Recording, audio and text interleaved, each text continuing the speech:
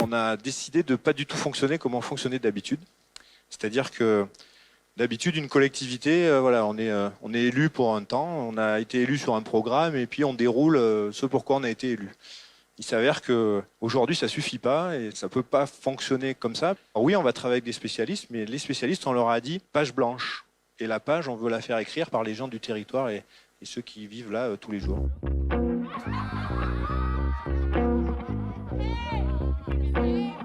Je dis à mes potes, moi j'adore Tulle, ils me regardent en me disant quoi, t'aimes Tulle, c'est un trou. Alors effectivement, Tulle c'est un trou, parce que c'est une ville qui est encaissée autour de cette colline, mais je trouve que c'est particulièrement ce qui lui fait son charme. Il faut donner une âme à la ville, une vraie, quelque chose d'authentique. Donc l'histoire, les choses, il y en a beaucoup, mais c'est pas, je ne pense pas que ça soit mis suffisamment en avant. Centre-ville de Tulle, alors lequel? On a le centre-ville qui correspondrait peut-être, je dis bien peut-être, à ce que l'on appelle, nous, l'avenue Victor Hugo. On a un lieu au niveau de la gare. Et puis ensuite, nous avons autour de la cathédrale. Le centre-ville dont je rêve, ce serait un centre-ville qui serait pour tout le monde. À la fois les gens qui viennent faire des courses, travailler, mais aussi un centre-ville pour des gens qui y habitent. Qui fasse venir les jeunes. Et même les touristes. Quelque chose qui donne envie à tout le monde d'y aller. Quelque chose avec plein de couleurs de partout. Ça peut être un truc qui ouvre que la nuit aussi. On ferait la fête. Un Tulle sans voiture, avec des petits vélos, des petits espaces verts, des espaces piétons, quitte à faire des parkings tout autour de la ville de Tulle pour que les gens se garent et avoir un système de navettes pour les faire venir en centre-ville. Faire des boutiques éphémères. Ça, c'est assez intéressant, c'est assez sympa et ça change un petit peu aussi. Ça manque un petit peu de nous, de Tullistes. On a des idées, on a de l'invention. Et ce que je pense, c'est que les habitants, ils devraient aider les architectes à mettre en place leurs œuvres pour qu'on se dise oui, ça, on l'a fait et on est fiers et c'est beau et c'est nous. Je m'appelle Dominique Riquet, je suis en Corrèze depuis 24 ans. Je suis tullois depuis 65 ans, donc parce que je suis né à la Gaine en fait, c'est pour ça. Donc je suis pas un tulliste pur port, mais c'est pas loin, et ça fait partie de l'agglo. Je suis Nathalie Schmutz, je suis ancienne commerçante de Tulle.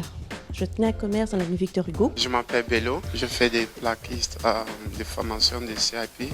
Bonsoir, moi je suis Alexandre Béril, élève de première L au lycée de Montpellier. Je suis née à Tulle, ma mère est née à Tulle, ma grand-mère habitait Tulle. Donc il y a très très longtemps qu'on est ici et on a vu l'évolution de Tulle.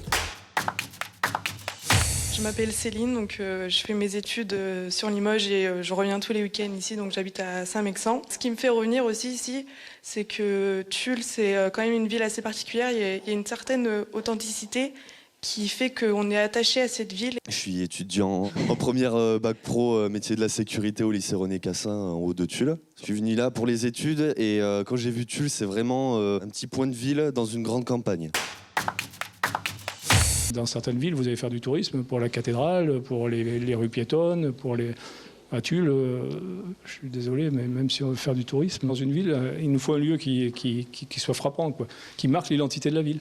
Et on a, comme on disait, comme c'est dit dans le reportage, on a la Corrèze qui est magnifique, on a une cathédrale qui est belle, et ça pourrait être, oui, le premier lieu qui nous choque. Après, on ne va pas qu'à Tulle pour ça, mais qui nous marque, qui nous montre vraiment une identité de la ville qu'on n'a pas.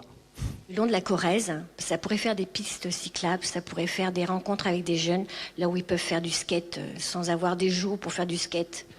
Des pistes où on pourrait avoir des vélos de location libres, et on irait comme ça tout le long. On pourrait les laisser après à la gare. À la gare, ils repartiraient de l'autre côté de la cathédrale. Ça ferait vivre tout l'ensemble de la cathédrale. On peut mettre en place des jardins partagés à Lozlou, on peut l'utiliser ce site. Il y a le KCT déjà qui est sur place. Je pense qu'on peut mettre en avant plein de choses, revitaliser un peu ce centre-ville. On a beaucoup bétonné, je trouve.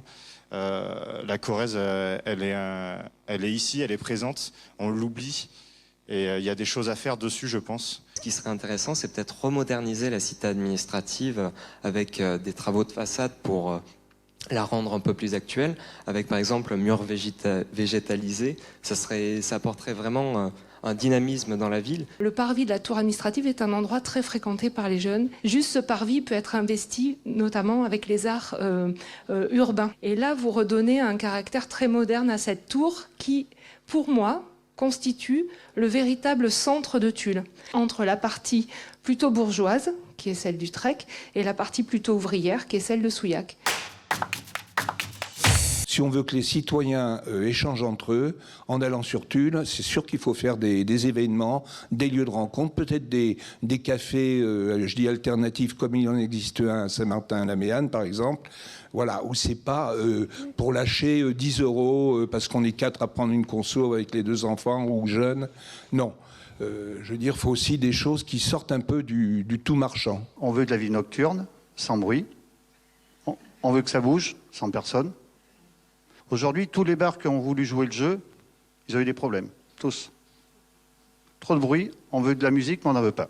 Donc il faut savoir... Nous sommes très riches à Tulle au niveau culturel, que ce soit musical, littéraire ou théâtral. Est-ce que c'est possible de participer plus avec les associations mises en place à Tulle, de les concerter pour mettre par exemple la fête de la musique, pour justement mobiliser les gens, parce que les gens se déplacent sur Tulle, qui viennent de l'extérieur, ils se déplacent énormément. Dès qu'il y a par exemple on le voit, un feu d'artifice, 14 juillet, les gens se déplacent. Je suis commerçante, donc on dit la charité, la bien ordonnée commence par soi-même. Les petits commerces sont en train de fermer. Pourquoi? Parce que, pas seulement à Tulle, mais partout ailleurs, parce qu'on donne plus de valeur aux grandes surfaces. Parce que dans les grandes surfaces, les gens peuvent s'égarer. Mais à Tulle, les gens ne peuvent pas s'égarer. Alors, si les gens ne peuvent pas s'égarer, ils ne peuvent pas rentrer dans des commerces. Alors, il faudrait qu'on mette beaucoup de places de stationnement dans le centre-ville. Je crois qu'il faut qu'on réussisse à ramener cette envie de se promener, de se rencontrer. Et le point fort des commerçants de Tulle, c'est ce qu'on nous dit, en tout cas, nos clients nous le rappellent toujours, c'est vous nous connaissez, vous connaissez le prénom de nos enfants, vous nous croisez dans la rue, vous nous dites bonjour. Donc oui, la différence qu'il y a avec les grosses villes, c'est ça. C'est que nous sommes un village. On a des gens qui habitent dans le quartier qui n'ont rien à voir avec notre librairie, qui viennent nous voir simplement pour nous voir, en fait. Pour clamper, voilà. Actuellement, je travaille à l'hôpital à Tulle, mais je vais à Brive pour faire effectivement mes courses. Si j'ai des parkings à l'extérieur de Tulle, avec des navettes, qui me permettent d'aller dans le centre-ville, de faire mes courses dans le centre-ville, eh bien moi, j'irai à Tulle, parce que Tulle est quand même la ville où je travaille et la ville que je respecte et qui me fait manger tous les jours. Les grandes surfaces, elles sont en train d'apprendre qu'elles arrivent peut-être au bout d'un cycle, et que ce cycle, ils ont tous envie de revenir en centre-ville. C'est pas pour rien. C'est parce que je pense que les gens aujourd'hui sont en train de changer de mentalité. Je crois qu'il va s'insuffler un nouveau souffle qui sera différent. On travaillera différemment. Et je crois que ça changera la façon de consommer.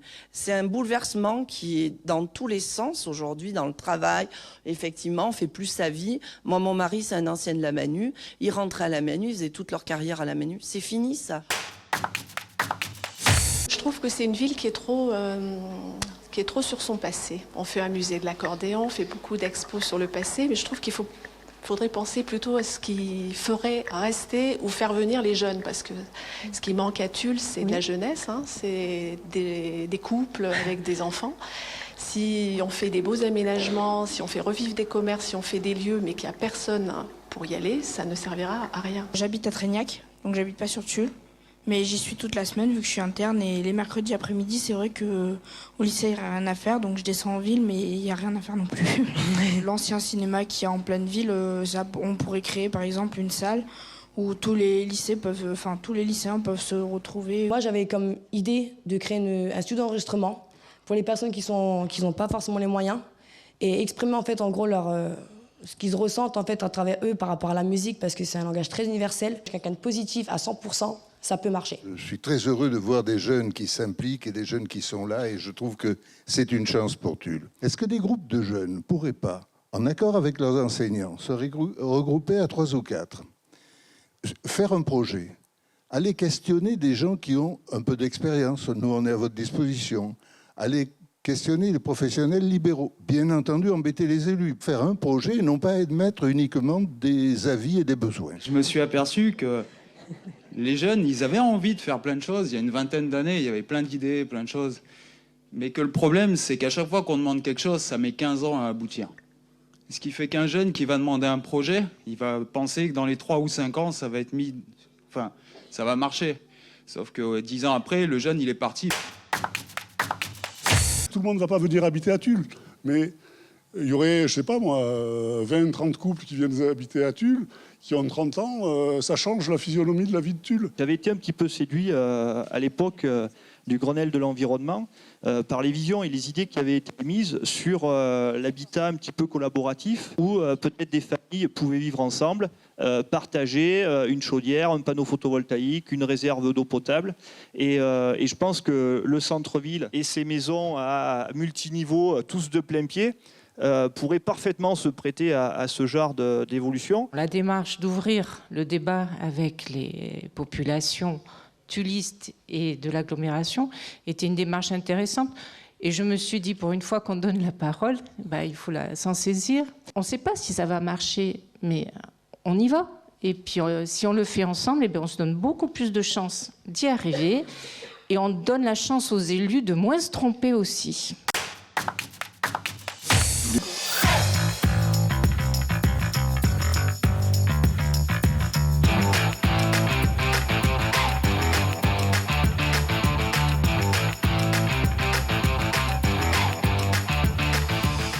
Peut-être qu'on se mette d'accord sur un périmètre et qu'on définisse un périmètre de centre-ville. Ils ont leurs habitudes, ils vont aller chercher le fromage à un endroit et les fraises à un autre. Et moi, Jean Jaurès, c'est un endroit où on voit peu. Non, mais je suis d'accord. Alors après, on peut peut-être rattacher Jean Jaurès à un de ces deux pôles-là. Moi, le cœur de ville est près de la cathédrale, comme disait. Oui, moi aussi. Ça, il est là. Alors, par rapport à ça, je me suis dit pourquoi il faudrait pouvoir descendre le parc de la mairie. Des logements qui proposent des bails de 2-3 ans pour les entrepreneurs.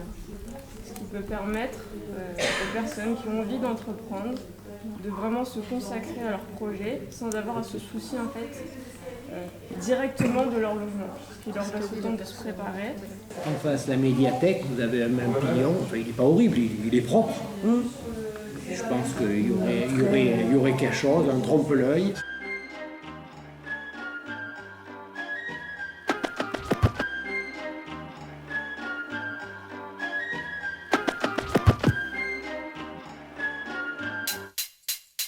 J'ai trouvé innovant cette démarche de se tourner vers les citoyens parce qu'il y avait une vraie place aux échanges. Et les participants étaient vraiment d'horizons très, très variés.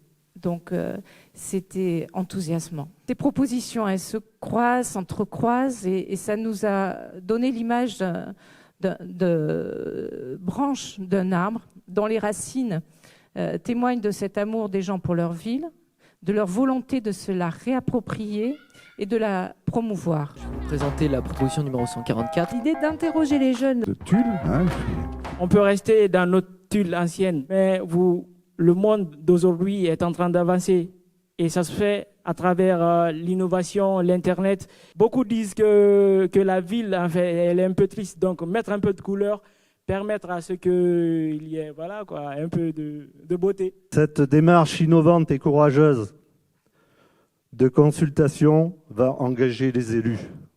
Mais si leur réponse est à la hauteur, elle engagera aussi les habitants à être acteurs pour aller au bout de leur démarche. Là, la démarche était assez singulière dans la mesure où la concertation est arrivée en amont de notre propre travail, de nos propres réflexions, qu'elle a associé très très largement l'ensemble des usagers de la ville, extrêmement utile pour nous de comprendre ce qui fait que vous aimez votre ville et ce que vous avez envie de pratiquer demain encore plus, ce que vous voulez surtout pas perdre et ce que vous voulez améliorer.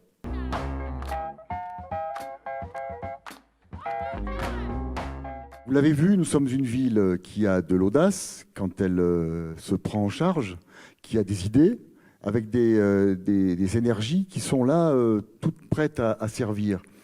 Alors quand on est un élu comme moi, ça fait du bien parce que cette période-là, et on l'a vraiment vécu comme ça avec l'ensemble des élus qui ont accompagné le projet, tous étaient partants pour vivre ce moment.